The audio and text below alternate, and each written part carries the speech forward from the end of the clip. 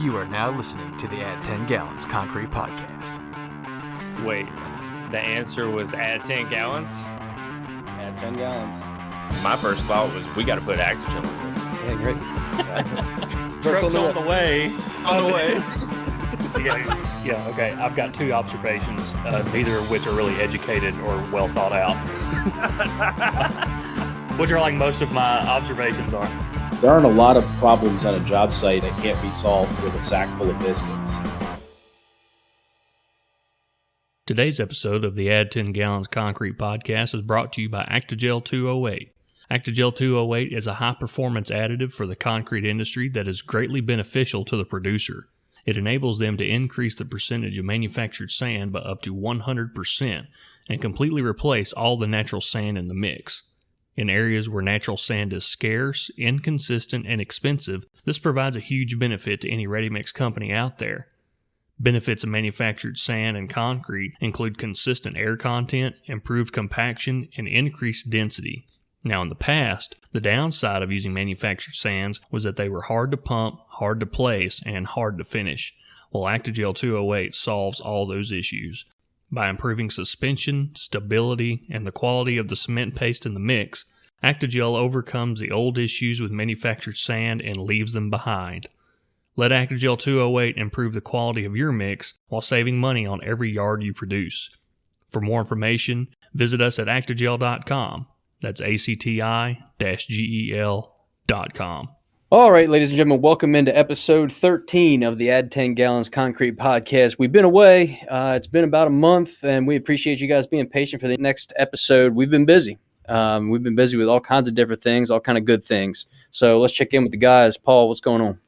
Oh, man, I'm so happy to be back. Today is a celebration day, and we will all celebrate together. Yeah, that's some dang foreshadowing.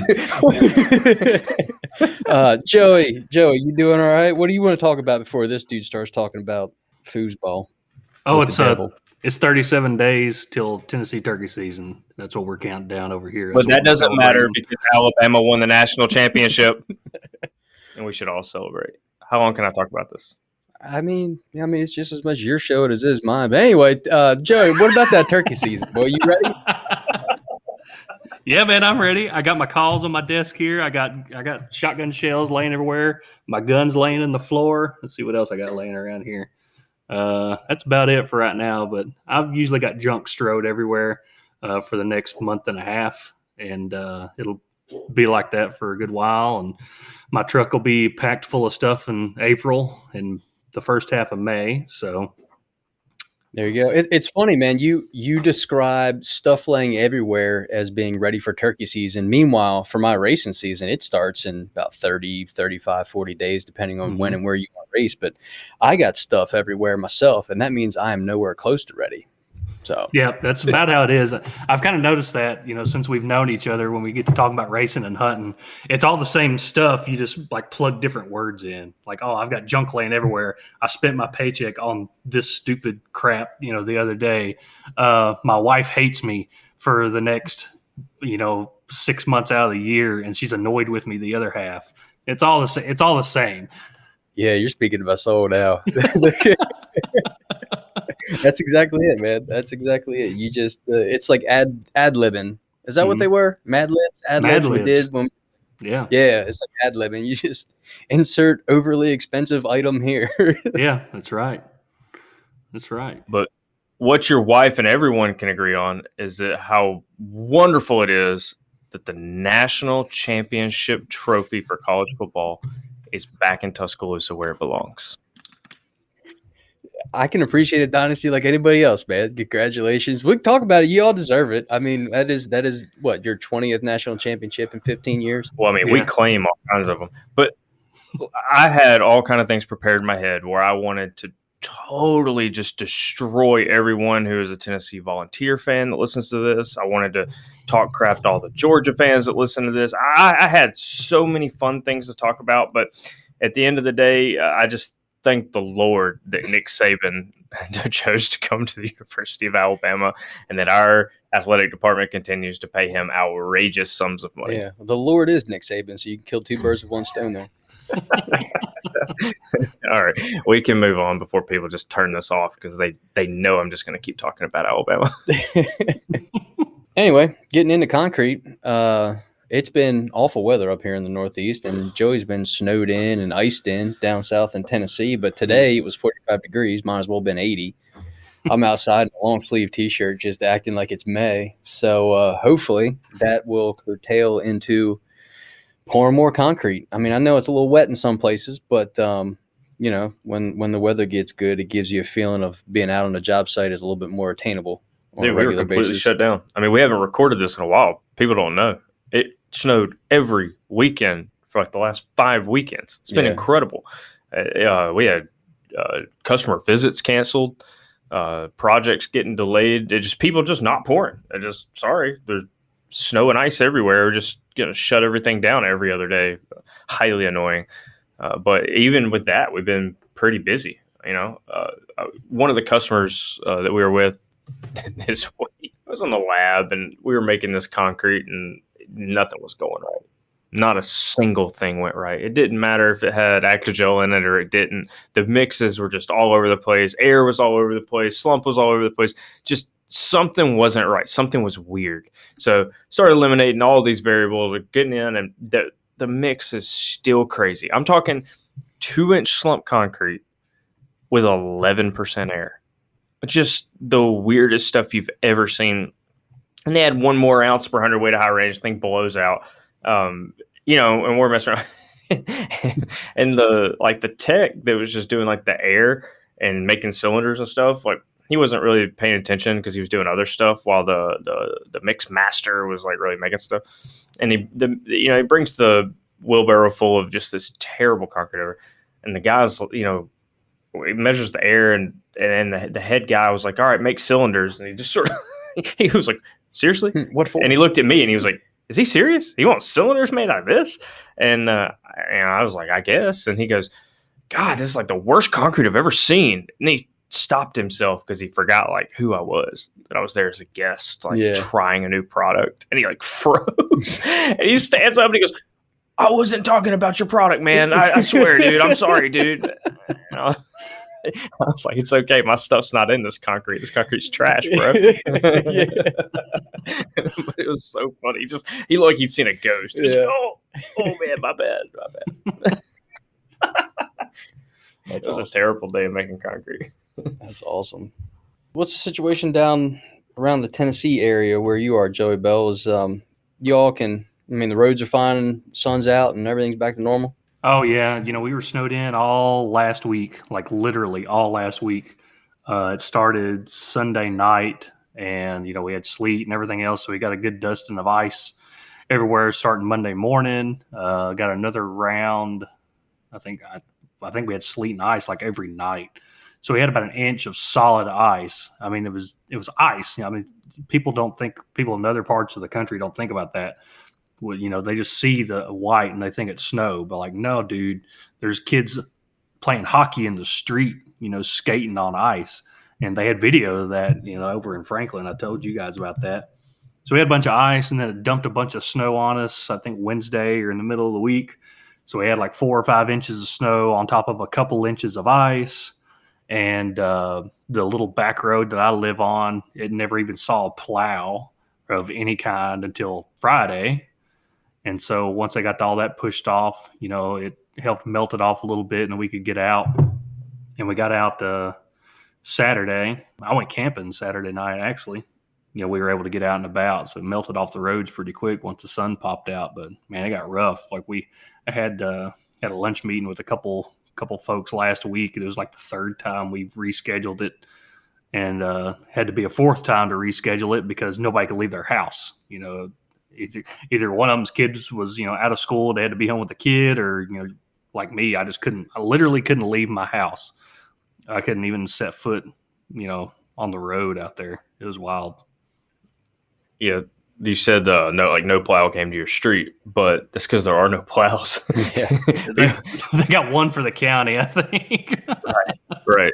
Well, I mean, you wouldn't put it in the budget because it never snows. So why would you have a plow in the government state budget? That'd be a waste of money. But I tell you who does have a lot of plows.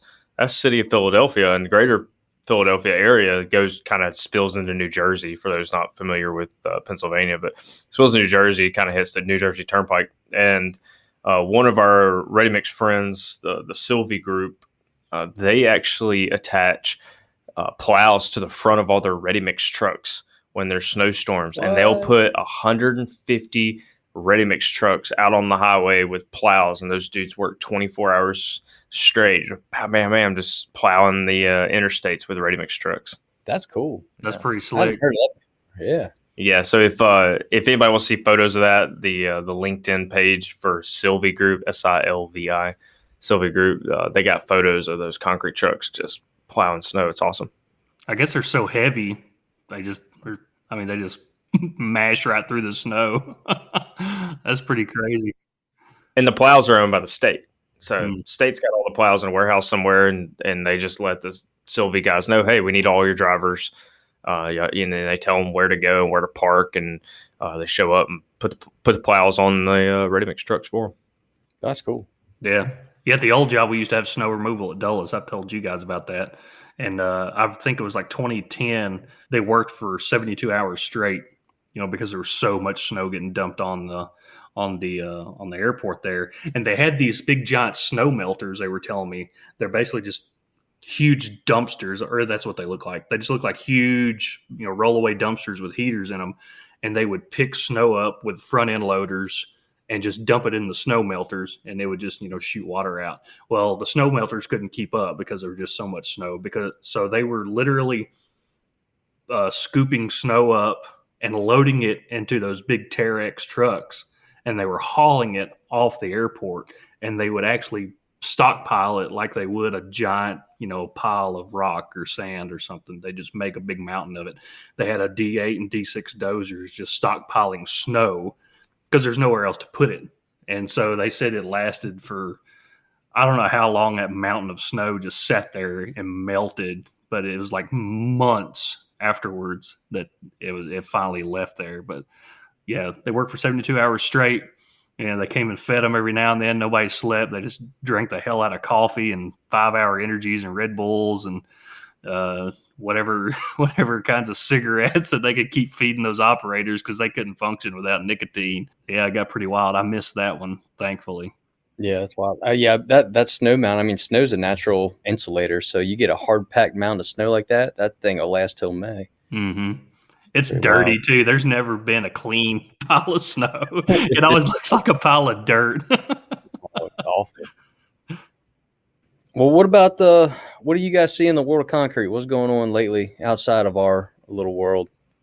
Well, I've been hearing for a while that the fly ash guys have been trying to reclaim fly ash out of waste ponds at the energy plants, and this is the first time I've actually seen somebody coming out and saying like, yeah, we're doing it. So Separation Technologies, it's a company down in Virginia. It's actually owned by Titan. And Separation Technologies actually hooked up their equipment right to these waste ponds, suck it out.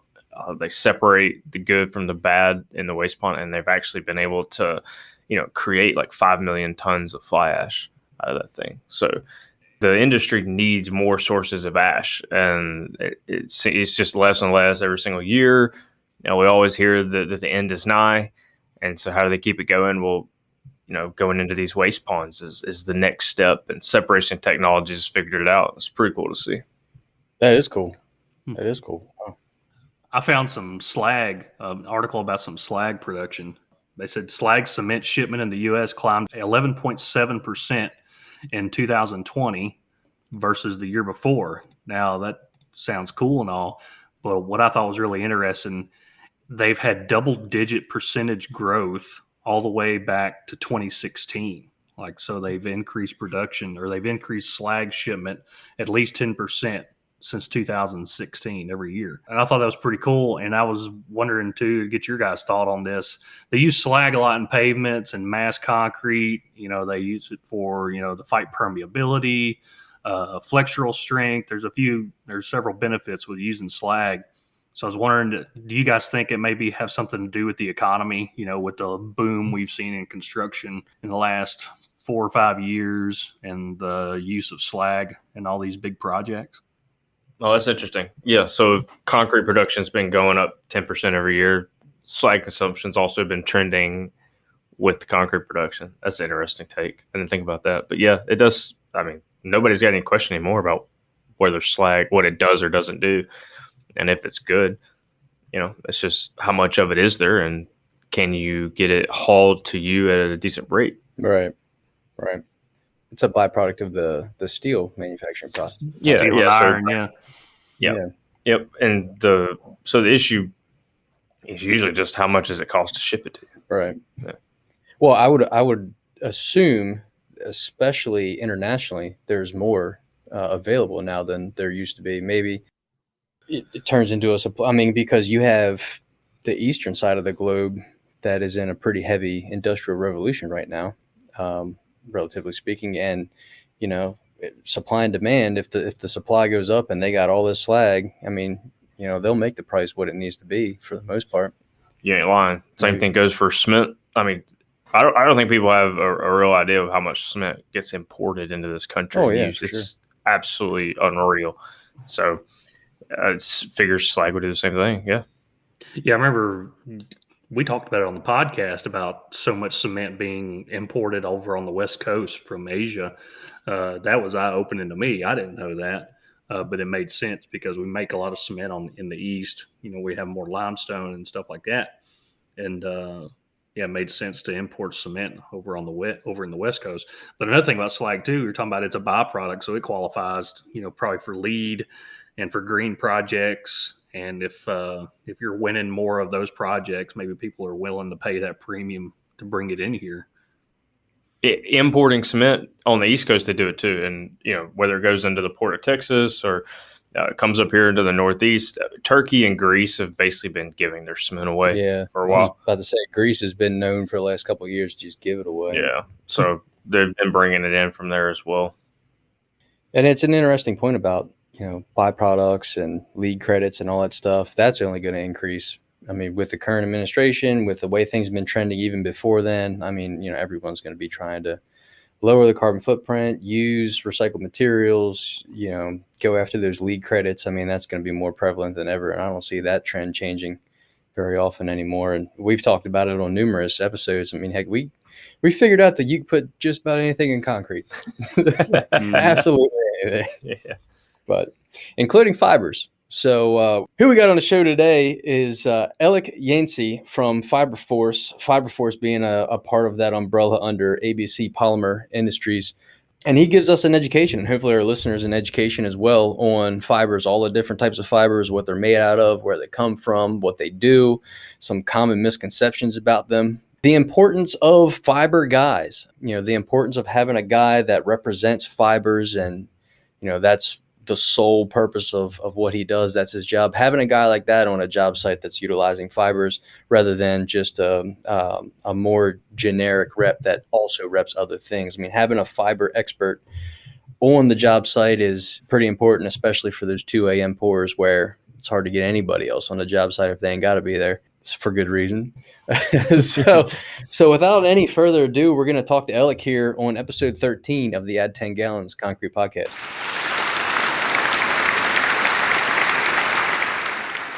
I really am interested, man. Thank you for real for joining us. I hate this thing got pushed around like it did, but we're finally getting this thing done. And for the people out there, I want them to know you are a CIM grad, another MTSU person coming on the podcast. But I'm not real familiar with who you work for. Talk to us about the industry you're in and the company you're working for. Yeah, so I'm in fiber reinforcement. The company that I work for is owned by ABC Polymer. The branch that I'm with is called Fiberforce. We manufacture synthetic macro fiber. We offer blends as well, steel fibers, type 1, type 5. It's all made in Helena, Alabama, synthetic-wise. Steel fiber in the U.S., a large majority is going to be imported in from different parts of the world, Brazil, Eastern Europe, Russia, China, Turkey, stuff like that. But yeah, we manufacture here in Alabama, Helena, just outside of Birmingham. And as far as the manufacturing capacity goes, we're actually lesser known for a couple of reasons. As ABC Polymer used to be the company name until we rebranded with Fiberforce, but we're probably, if not the largest, the second largest fiber manufacturer in North America. We do a lot of things with ABC Polymer, a couple different business divisions. Fiber side started 30 years ago. We were private labeling, manufacturing our own fiber for different distributors throughout the U.S. and independent reps. About 7 years ago, my manager, Tim Hartzell, got together with Randy Reed, the CEO, owner of ABC Polymer, and said, hey, if we can make this something special and differentiate ourselves from other fiber suppliers, meaning your Grace, Master Builders, Euclid, Sika, a lot of them, they offer fiber, but it's really a secondary product. Their main focus and high margins are in chemical. So if they're already in those in the office face to face with those decision makers for the chemical, most of the time it's going to be the same decision maker for the fiber.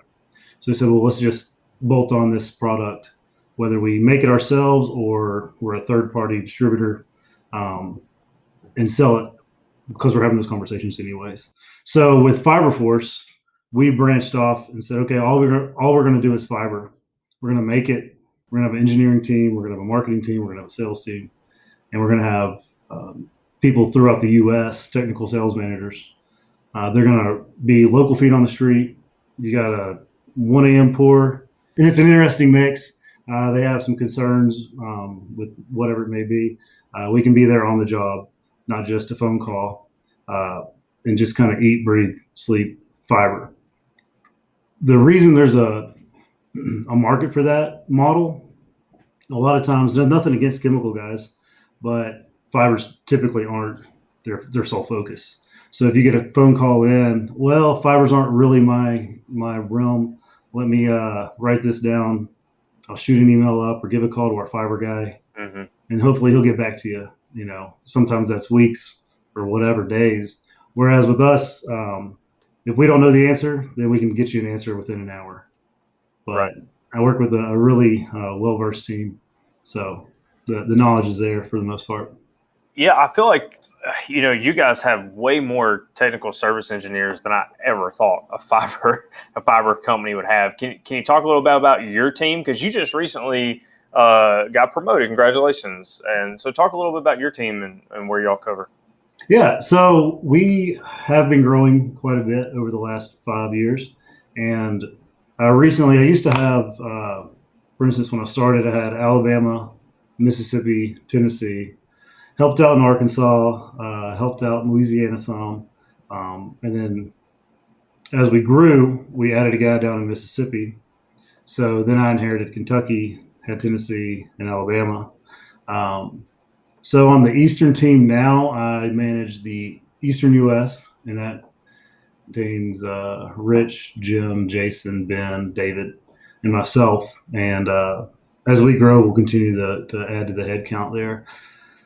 With that, we have an engineering team as well, and we have senior engineer in Pennsylvania. We have one in Chattanooga, one at the home office, Birmingham, and then our director of engineering based out of Georgia, and then another guy that's going to be in Reno. He's on the team already, but he's moving to Reno. And they're PEs, SEs, very knowledgeable. That's a big help as well, kind of changing things up on how fibers used to be done in the past. So, for instance, we did a job with Messer was a GC, Lithgow was the concrete, IMI had the ready mix supplier on that. And we actually redesigned the entire slab system and took ownership or responsibility for that slab. So when we go in and it's just a salesperson saying, hey, we want to redesign the reinforcement in this. It was double mat. No, it wasn't double mat. It was number 5 was 12 inches on center, 8 inches thick. We came in with 5.5 pounds of a macro fiber. Mm-hmm. And, it took a lot of back and forth with the engineer of record based out of Seattle, Washington. But finally just took us saying, hey, we'll redesign the slab system based off of performance needs. and I think we put a stamp on it, and the rest is history. So, dude, that's stepping up. That takes a lot of balls for a company to come in and say, we're going to take ownership of this slab and we're going to design it the way we want to design it. That's freaking awesome, man. Yeah, it's solely just, it's a great product, good technology, but our engineering team is awesome. So, How rare is that situation where you have a fiber company that's willing to literally stamp their name next to a design and next to a slab?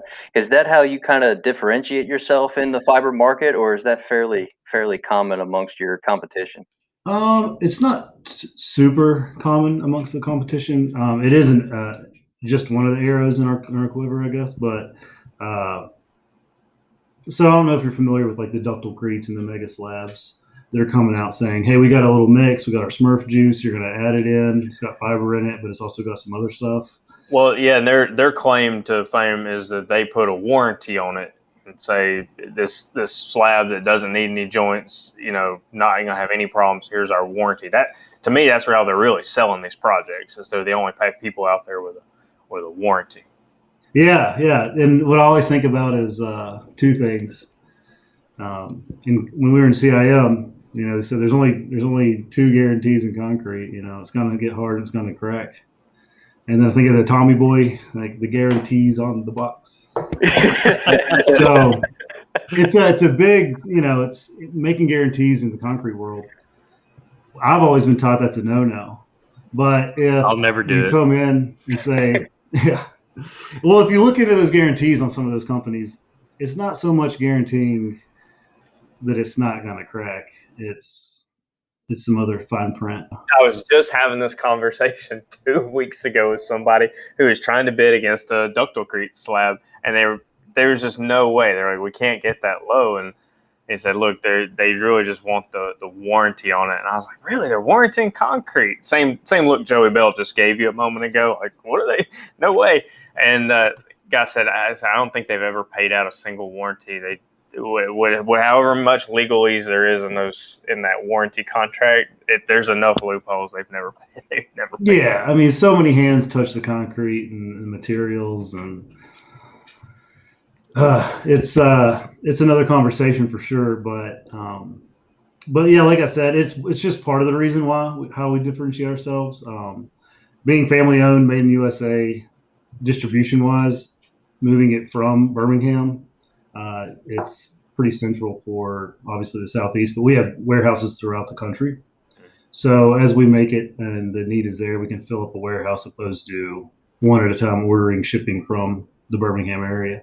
But really, I would say that our success is really based off of the vision of my upper management, Tim Hartzell being the VP, Senior VP of Sales and Marketing, and then our owner, Randy Reed, CEO. They believe in the team, and if you need something done, they'll bend over backwards to help make that happen. And I think that's kind of the philosophy we have with the whole team throughout. So I've got a pickup truck, and there's been many times where I've driven down to Birmingham, picked up a pallet, and driven it to a job site for a last minute. We need this or that, or we ran out, or whatever the problem is. So it's kind of a can-do attitude. There's only about 10 technical sales managers across the U.S. So we kind of have to do everything we can to make sure everybody feels like they're getting that local presence. Aleck, I have a question. You referred earlier in the conversation about, having to be on site to fix any kind of problems associated with the mix or just whatever. Can you give an example of some of the problems you come across and how you address those, being a fiber guy? Yeah, absolutely. It makes me think about a saying that one of my sales managers told me a while back is the biggest part of my job, especially being in fiber, and probably similar for you guys too, is you need to learn how to manage your customers' expectations. So I feel like that's all I do every day. Some people say, that concrete's going to be hairy. And I say, well, it might be. That's kind of nature of the beast there. So if you can prepare for that and educate them beforehand on what to expect, be realistic about it, try to under promise and over deliver, It's a good way to approach it. But for those night pours, simple little things. If it's a pump mix and it's clogging up on the grate, we have fiber that actually reduces the pile up on the grate. And if you use rounded grates, it'll help. If you have a vibrator on the grate, that helps. A lot of times this is just a nightmare. I got to have a guy over here pushing the fiber through. And you say, okay, here's an idea. Raise the chute 12 inches higher than what you're doing now. Because a lot of times they just lay the chute on it and it piles up and comes up the chute. So just that little tips like that. And then as far as the placing and finishing, sometimes depending on the mix or the pounds per yard on a macro fiber mix, if you have 5 pounds per yard, that's gonna hold that slump up a little bit more. So when your guys are getting on there finishing it, sometimes it'll look like a false set or like an early set. But in their mind, they just, they know concrete. That's all they do. And they say that concrete's ready to be finished. So they get on it. But in reality, it's still green. They could wait a little bit longer. So if they do get on there early and say it's a textured finish with like a light broom finish, they go ahead and finish it. And that concrete's still so plastic that when those bristles dig down in the paste, that cream they brought up, and it starts pulling up some hairs. You say, okay, guys, it looks like it's ready to be on, but if you were actually, side by side, this slab without fiber, this side with fiber, you would still be waiting on the non-fiber concrete, letting it bleed a little bit more, letting it set up a little bit more before it actually jumped on it. But because of that kind of false set look, they said just in their minds, whether they're looking at a clock or not, they got on it sooner than they otherwise would have. So what that does is there's just little, like I said before, little tips like, hey, that concrete's a little wetter than it looks. Let it set up a little bit more because you're going to pull up more hair or more fiber through that paste. So, you wait 30 minutes, 20 minutes, whatever. And what do you know? It's less hairy. But that can be the same for, if you have machines on it. But in all honesty, being a fiber guy on a job site at 2 a.m., it's, oh my gosh, our other fiber guy never did this, or I've never seen a fiber guy on the job, or, so it's kind of brownie points too. But yeah, I just love that the fiber guy on the call here is also calling it hair. That's one of the nicer things I've heard it called. Yeah. Well, so normally, the hair you're talking about, those are the little synthetic fibers, but we see some jobs that have the bigger steel fibers they're L-shaped, or you get them that have like crimps in them, all kind of different shapes. Why on earth are there so many different shapes? So in the U.S., you'll see type 1, which is what you mentioned before. It kind of looks like a hairpin with like a little bend in it. It's called hooked end. They can have FE, flat end, but typically you'll see a hooked end steel fiber. Some brands have a couple or a few hooks in it, and that's kind of a differentiator for them, And then you'll have your type 5 that looks like the crinkle cut fries that you were talking about. And there's a type 2, and they can have like a smaller, higher dosage rate typically. And then you have like your helix too, which is like a spiral twist. Yep. They're doing like walls, stuff like that. But yeah, that's what you'll see steel wise in the US. Like for elevated decks, the type 5 was really popular for a long time. It's pretty interesting. It's 24 pounds per yard is what they'll spec by the SDI Institute, Steel Deck Institute. And what we'll do with that is 4 pounds of a macro fiber, or 24 pounds. It's actually 23 pounds of steel fiber with one pound of like a monofilament microfiber. And a lot of people think that steel fiber is going to finish poorly because it's steel. And, what if I've got livestock and it's going to cut their feet up, or I've got tires and it's going to pop the tires. But the specific gravity of that steel fiber based in the mix, it's going to, as you work it, get pushed down into the paste. So you can actually have a much cleaner looking slab with steel fiber, oftentimes, contrary to what that farmer Bob thought about getting his pig's feet cut off.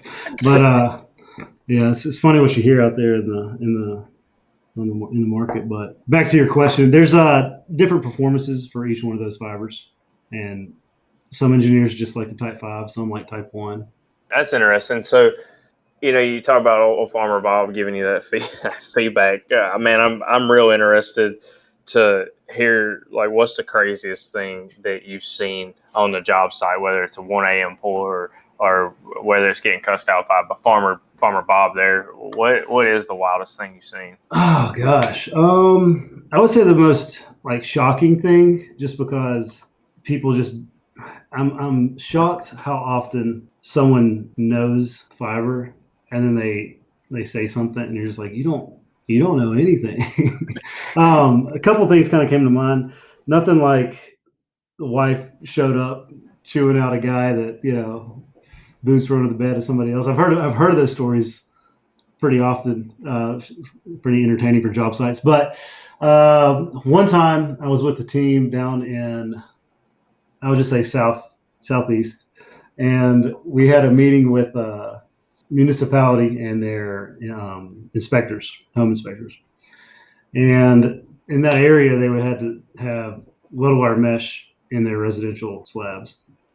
And we were saying, well, you could replace that residential welded wire mesh with 1.5 pounds of fibrillated fiber, save everybody time and money. And I don't know if y'all are familiar with welded wire mesh on residential settings. It's never, ever installed at the right depth of, top, needs to be in the top third. It's laid on the gravel. It's laid on the gravel. So we were explaining this to this room of inspectors and an engineer. And one of the guys kind of cut us short and said, listen, if we get rid of that welded wire mesh, then what's going to hold that vapor barrier there in place? We were like, well, I mean, the night before, if, a lot of guys just lay rocks down, I don't know what to tell you here, buddy. But he didn't realize that there's a job for the welded wire mesh. He thought that the job was to hold down the vapor barrier. And he's the one that's over here checking off if it's installed correctly or supposedly. You know what I mean? So it's just kind of like eye-opening, like, oh my gosh, like I think I have job security because I can just go preach to, inspectors about what materials are that they're approving or disapproving and what their actual job function is. That was just kind of a shocker, kind of a sad, disappointing shocker. It's funny you say that about the job security. So, you went to MTSU like Joey and me and got the concrete degree, and Josh is on here and he's very, very knowledgeable about concrete, but he didn't get the degree. And this past year, he's actually excelled his knowledge quite a bit, right? And so we're working in the lab together. He got a mixed design from a guy, and Josh called me and goes, man, I can't be crazy here. He's like, I'm pretty sure this guy at this concrete plant doesn't know how to do mixed designs. And he was like, but he makes the concrete. Like, he is their mixed design guy. And he was like, this doesn't QC manager. Right. QC manager. He goes, this doesn't look right. It was yielding out at like 29 cubic feet, per yard. The whole thing was messed up. And I was like, you need to very politely go back to him and suggest that we rework this a little bit. And you realize it, and it was a kind of a turning point for Josh. I was, okay, I really do know what I'm talking about, and not everybody's out there as an expert just because they got a title next to their name. That's so true. That's so true. When we hire new guys, typically they have concrete knowledge at least, but they're like, but I'm no fiber expert. And I'm like, well, after 2 weeks, you're going to know more than 90% of the people you talk to. And it will become apparent through those kind of conversations. I stopped by a plant in Florida one time and had a pretty good conversation with the guy. They've been bought out since then. He's like, I've been doing QC for this company for 30 years. Okay, this guy knows concrete. And he looked at me, like, got real serious. He looked at me and he goes, but I'll tell you what, I know that fiber don't add no PSI to that concrete. And I was like, who told you it did? like you've been doing this for 30 years, dude. What? So I was kind of like politely just kind of ended the conversation. I was like, well, I'll catch you next time, buddy. Like, I'm not going to waste my time if he's been doing it for that long. And I'm, at the time I probably looked like I was 12. So Sometimes as much fun as it is to go to war, you still got to pick your battles. Pick your battles, absolutely. Absolutely. Oh, that was good. Hey, I tell you what, we're the first to admit we're not fiber experts, and that's why we got you on here, right? I mean, the fact that we knew each other is a bonus, but I'm learning still. yeah. Well, one of the terms that you throw out, and I just want to get clarification on, is you say, hey, it's a macro fiber. Does that mean it's like 2 inches long or longer? What does macro mean? You'll also hear structural fiber. Okay. And a lot of times people use that in place in lieu of macro. It's not really a term I like to use just because they say, well, it's structural. So let's replace that steel on that load-bearing wall. Hold on, we're gonna get to that in a minute. Don't get to that yet. Okay. So I'm glad you said macro fiber. So don't say structural. You can, I guess, but so a structural fiber or a macro fiber, I just said it. They'll start at a 3-pound dosage rate minimum, typically, and then up to 10, 12 pounds. That's on the very high side. I guess technically steel fiber is considered a macro fiber, and those dosage rates you'll see them from 11 to 200, or more sometimes. But yeah, that's all a macro fiber is something that's going to be more of a post-crack containment, controlling different kinds of cracking, whereas like a microfiber is for your plastic shrinkage cracking, and typically its benefits a majority of the benefits take place within the first 24 hours of that concrete, moving from plastic to hardened concrete. So the term macro, it does or doesn't describe the length of the fiber? Not necessarily. You're going to see an inch and a half or greater for the most part with those macro fibers, but there's still some weird designs out there that have been copy and pasted and hard to read. And we've all seen those specs before that, they're so copy and pasted, it's nasty, but I would say majority of the time, yeah. Yeah, but really the term macro should be synonymous with the strength characteristics, the flexural strength that it's probably helping with, that kind of thing. Is that really the intention of the macro fiber? Yes, the performance that it's trying to achieve. Gotcha. Just the fact that it is bigger just helps fit with the name a little bit. Yeah, and if you think about it, this might help distinguish in your mind. If you had a pound of microfiber in your hand, it'd be a pretty big bag. Whereas 3-pound bag of a macro fiber count is actually going to be much more times larger in just the 1 pound of the micro. So it's smaller. The denier is a lot thinner. So what I was saying about the fishing analogy, how I explain it to guys is, you're going to have like a tippet for fly fishing. It's like really, really thin, high tensile string. And that's going to be like your micro. Whereas if you looked under a microscope, the macro would look more like a 10-pound test for like bass fishing or something. So again, they're trying to achieve same technology, but at the size and the dosage rates, you're going to be achieving different things at different parts of the concrete life. So macro fibers are going to be more hardened state of concrete where that performance is going to pick up. Kind of moving off in a little bit different direction, but I mean, as we talk about how the technology of really the concrete industry, but specifically in this case, the fiber industry, it's kind of progressed rather quickly. Just from my viewpoint of things, can you kind of elaborate on that? Like how fast the technology is kind of changing and how your products change? Yeah. They used like horsehair and hay and in their mud back in Rome and Greece and whatnot. So the technology, they knew something was there.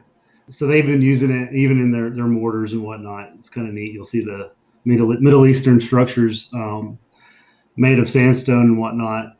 And over time, it's like blown away. But the mortar impression, like the mortar's still there in like a weird Lego looking formation. So yeah, the technology's been around for a long time. And you're right, though, in the last 30, 40 years, they really started to increase, I guess, the science behind it and understand it and create more performance fibers. So when I got out of school, soon after I was with Propex, which is fiber mesh, which was kind of like the Kleenex. Everybody calls it fiber mesh still. It's kind of like the Kleenex brand for the industry. And they had their 1 pound dosage rate mono, fiber mesh 150, and their fibrillated fiber 1.5 pounds for like residential applications, fiber mesh 300. And for the longest time, that's what the fiber was, And then we started getting into higher performance, replacing rebar, increasing the longevity of the concrete. Steel fiber's been around for a long time, but we've introduced a couple kind of game changers for the industry with our Fiberforce 750. To answer your question from before, micros and macros at the same dosage, or not the same dosage, but in the same mix. So some fibers, instead of having 2 different fibers specified, we just created like a 750 that has a blend of 2 different type of fiber technologies, and it's the best of both worlds for great finish, plastic shrinkage cracking, but also controlling those cracks once they do occur. What are some of the more innovative materials you guys are using to make fibers now, and what does the future hold for fiber materials? Is there anything like super unique that we plan on making fibers with from here on out?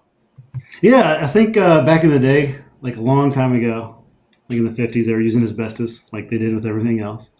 A lot of the specifications, if you read the fiber section, it's going to require virgin polypropylene fiber. So I don't know if you've been following that or if it's affected your products at all, but like the resins have gone through the roof like since May of last year. It is pretty insane right now just because of some factories being shut down, worldwide shipping container shortage. Oh yeah. Oh man, it's upset our whole they have more meetings on that. You don't even want to know. We stay as far away from that problem as humanly possible. That's why we have logistics people. Yeah. Well, it's affecting us. It's who would have thought it would be affecting us, but it's been a big pain. Usually, it's more of a stable market. It doesn't follow the trends up and down volatility of like petroleum, but it is growing and it is through the roof right now. So we make all of our synthetics from virgin polypropylene for a couple of reasons, mainly because a lot of the specifications are requiring virgin polypropylene. But you'll see, there's different types of fiber, like a cellulose, which is a wood pulp.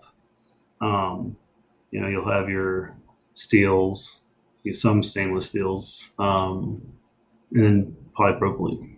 When you say you're virgin polypropylene, you mean like rather than a recycled material? Correct. Yeah. And that's for like quality reasons, really.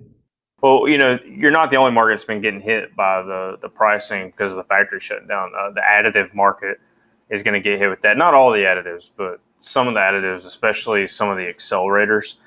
Turns out, we talked about it on one of our previous podcasts, it turns out that one of the main chemicals used in COVID-19 tests is the same chemical that's used in set accelerators for the concrete industry. So the availability of that chemical is not high. And if you can get it, it's very expensive at the moment. Wow, that sucks. Yeah, I heard that like a lot of the sealers, guys like that, they're getting crushed too. Unreal, man. Unreal. What about you guys? Y'all been safe from COVID? Has it hit you guys hard personally? How's that going for y'all? Oh gosh, actually, one of our VPs on the ABC polymer side, he has it right now. But we kind of hunker down. We let everybody use their own discretion as far as getting out face to face. I got kind of bored after a couple months, so I've been traveling around doing some trips with my customers and whatnot. Anyways, despite of it, but yeah, there's different customers. Like my guy up north in Indiana. A lot of his places are shut down, no outside vendors allowed. And then you get down to Alabama and it's like, what COVID? I was listening to one of your podcasts from the past and I think y'all are saying like Florida did like they were scolding you for like wearing a mask. Yeah. Florida's a wild place, man. Absolutely. I went to the Kentucky Concrete Association winter meeting down in Naples. in November, and I was blown away. Like you all said, I saw more people. Like I saw very little, actual masks. It was interesting. It was phenomenal. But so it's interesting to hear you say that. And so, one of the things we struggled with in the last year was not being able to get face to face with our new clients. Was there anything that you did to overcome that challenge and get face to face with some guys to help you drive new sales? Yeah, I would say, our CEO and manager and VP, they told everybody right off the bat, hey guys, y'all have families to worry about. It's not, you don't live to work. So be comfortable in what you do. So some people kind of stayed in more, and then others, if there was a customer that was willing to meet, we would go. And like I mentioned before, my sales team, the sales team we have here, they are rock stars. So they're more of a, you got to pull the reins back opposed to slapping in the butt to get them going, because they're already fired up. So, if there were customers out there willing to meet, the sales team they were out there, knocking on doors or trying to meet new people or going. So we stayed pretty busy. I mean, the looking at the sales numbers year over year, the sales call numbers, I'm sorry, the calls were down a little bit, but not nearly as much as, some places, some industries that are just, we're doing everything from the computer. Well, when you're trying to talk to 60-year-old concrete finisher, he has a flip phone, buddy. So good luck getting him on a Zoom call, right? Yeah. Well, a guy today had a flip phone, actually. Yeah, they're still out there. So, yeah, it was the same struggle for us, man. And, for me and Josh, we're up in the Northeast, and everything was locked down. I mean, we already ignored no soliciting signs as it was, you just walk right past them. But now with the COVID, man, they had like robots in the foyer to scan it. It was crazy. Couldn't get anywhere. It was, we weren't as lucky as you. We weren't working in Florida every day where they don't have any masks. Yeah. Yeah, the people up our way, if they ever needed an excuse to tell you to go kick rocks, now they actually have one, and they use it. They wield that thing like it's a magical power. It's like, no, we can't let you in the door. COVID, you'll kill us all. Gotta go. Yeah, just leave your stuff in a box by the door. We'll see you later. Yeah. And that's how you never get a call back. Yeah. I mean, that's not all places, but there are some places taking full advantage of the fact that they can tell you to about face and get out of here. But, so when we were in the concrete program together back at MTSU, I don't remember learning a lot about fiber in the textbooks really, but I do. I worked with them in the lab there. I remember personally, I was doing some stuff, and we got some. Are you involved at all with the CIM program now to maybe get some more fiber knowledge to the youngsters? Yeah, so I'm on the board of patrons there now, and had good conversations with John Huddleston, who's running the program, and he's invited me down after COVID to give a 101 class. Some fiber basics and whatnot. Because you're right, when we were there, I think we had 2 classes that touched on fibers 1 or 2 times each, and it was just list a type of reinforcement for concrete type thing. Mm-hmm. So I had no clue when I got into the fiber world what I was. Nobody knows what they're doing when they're starting out. Like I sold a concrete ready mix. I sold ready mix for a few months out of college, and gosh, I did not know anything, but I learned a lot. So yeah, we've discussed that, and they want to add that in and make it maybe come down a couple times a semester and do some training in the lab. We've donated fiber for the canoe and fiber for little projects here and there, just to let them know that it is a big industry and it's growing. So what our job is to just educate. I mean, I could have a full-time job just educating people and people that know fiber and re-educating them. So there's never going to be and into the road in that part of my world. I mean, you're educating us today. We know concrete, so and you're educating us, right? So I think this podcast will help a lot of people that listen in and they learn, what the heck is a macro fiber, and why are we using steel fibers, and it's talking about bringing it back into the university, but there are universities from an engineering standpoint that are evaluating fibers, and the big thing that makes the headlines is they're claiming that they can eliminate steel reinforcement even in like skyscrapers and stuff. So from a knucklehead like me, I think about taking those steel bars out, especially out of a wall, and that scares me to death. So you may come from a biased point, but I think you'll come from a very knowledgeable point here. Please educate me on what in the world is going on where people are trying to eliminate all the steel in these buildings and replace them with little fibers. Yeah, no. We actually get that asked a lot. Hey, look, here's a spec, here's a wall, here's, some rebar. Can you replace it? So not everybody, some companies will say, like some steel fiber companies will say, yeah, we'll replace the steel, the vertical steel in those walls. That is nothing that we want to, or my engineering team wants to do. We do not want to have, we'll have a conversation, but we're not going to look at it and say, yeah, let's replace that steel, that load bearing steel with, fiber, Yeah. These shear walls, they want to take it out of the shear walls. This is crazy land. Well, I know the company you're talking about, and they have, good, they have smart people on their team. It's just, if I'm standing beside a wall or I'm in a building, I want there to be continuous steel holding up that wall. But the fact of the matter is, there's so much opportunity for flat work, paving, slab on grade, high performance, whatever, just flat work that I can chase and that the whole team can chase. Why waste time on a very time absorbing engineering, resource consuming vertical wall or column or whatever with less yardage than a slab on, like a not sexy slab on grade for a warehouse.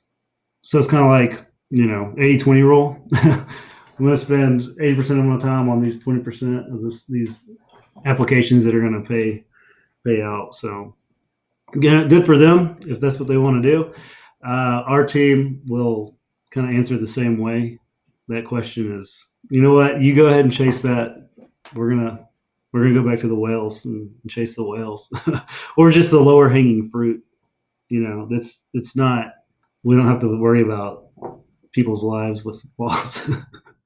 So I don't know if I answered that the way you wanted me to, but No, you did. No, selfishly, that's exactly how I wanted it answered, because I feel better now, because I really thought I was losing my mind. I was like, what are we doing here? What am I missing? And I would read the articles, and I was like, I still don't get it. And I was really hoping you were going to have an answer. And you basically said what I said. Like, I don't think that's the route I want to go. Yeah. Hey, I don't have a PhD, and I don't work for that company, but if they stand behind it, they stand behind it.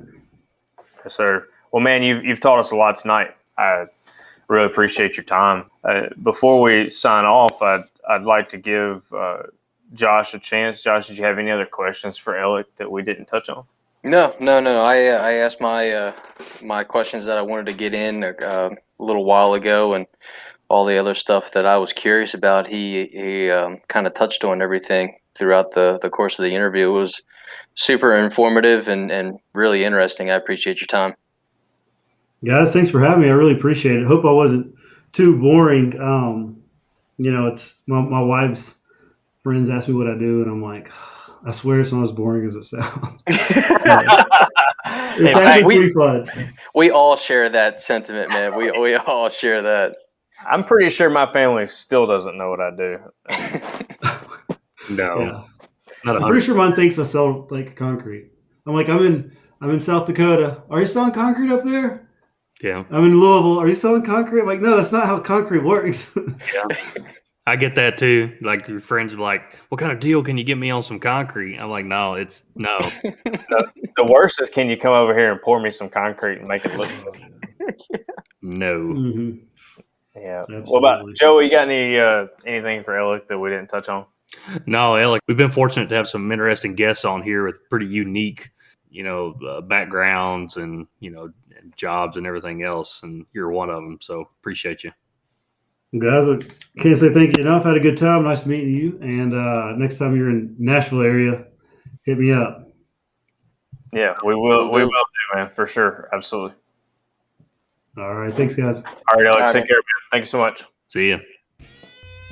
And that's going to do it. On behalf of Paul, Joey, and I, thank you guys for listening in to episode 13 of the Add 10 Gallons Concrete podcast. Also, big thanks to Aleck for being on. We appreciate his time and all the wisdom and information that he was able to share here during the podcast. Be sure to hit us up on social media. We have a Add 10 Gallons Facebook page and Instagram page where we clip out different audio clips. We promote the next episode. And we post all kind of fun stuff from the road and stuff that we do on a daily basis to add another element here to the show. So look us up on Facebook and Instagram. Also, give us a rating wherever you get your podcasts and tell a friend about us. And we hope to see you back here for episode 14 coming soon.